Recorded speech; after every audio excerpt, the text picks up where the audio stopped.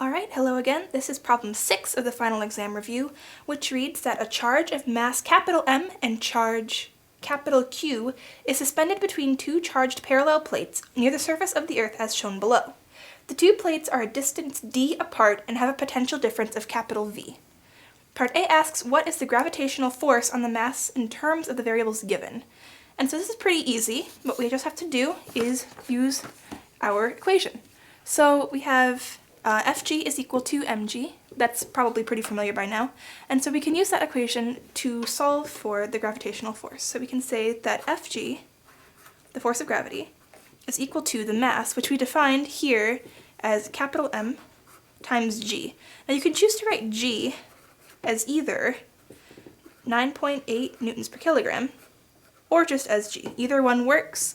So you could write that Fg is equal to 9.8 newtons per kilogram times the mass, capital M, or you can just leave it here as Fg equals capital M times g. And both of these are correct answers to part A.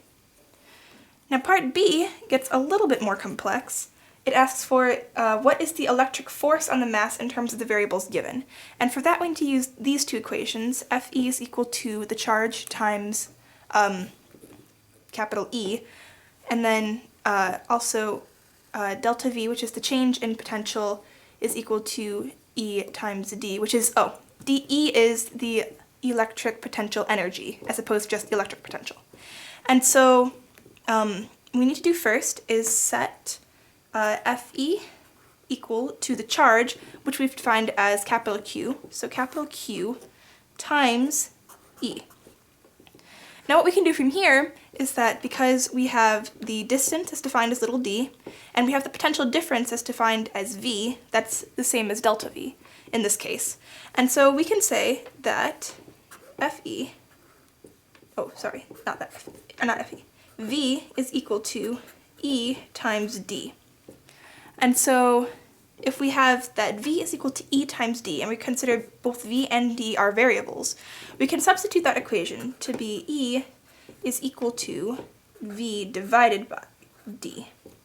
And now we can substitute E back into the equation over here that we had in order to get Fe, the electric force, is equal to Q times V divided by D, or the charge times the potential difference, all divided by the distance between the two objects, or the distance between the plates, sorry, as in this picture here.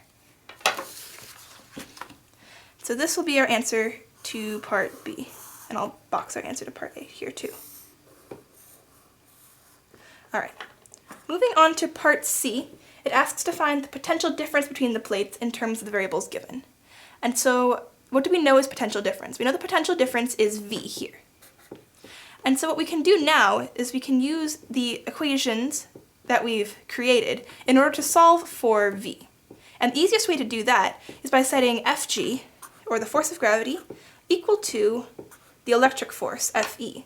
Since we know, based on the problem, that the mass here is suspended. It's a charged mass suspended here. This is a negative plate, this is a positive plate, and that means if the mass is suspended, the mass must be charged with the same amount of force, or so that the same amount of force pushing on the mass is suspending it, so that the electric force and the gravitational force cancel out, or are equal to each other. Which is why we're allowed to say that Fg is equal to Fe here. So, using what we've solved for up here, Fg equals mg. I'm just going to leave it in terms of g. You can leave it in 9.8 if you'd like to. But if we say that mg, which is equal to Fg, is equal to qv divided by d, then what we have to do is arrange this equation to solve for v, or the potential difference, which is what the problem is asking for.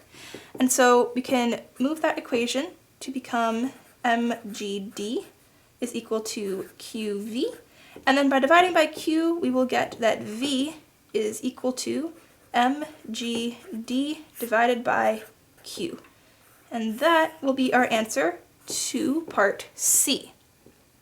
Now part D asks if the charge on Q is positive or negative.